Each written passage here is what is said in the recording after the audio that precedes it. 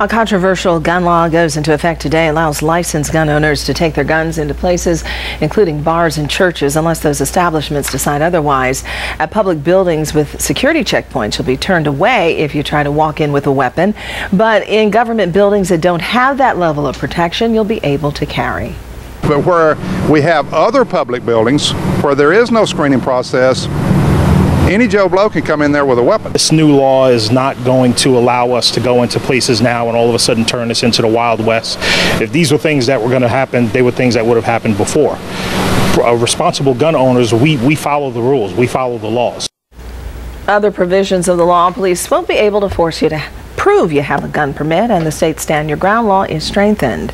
Another new law taking effect today involves firearms at Hartsville-Jackson. Under that law, passengers will not automatically be arrested for bringing a gun to the airport. Still, the TSA warrants, regardless of the new law, they will impose fines for firearms they discover at a security checkpoint.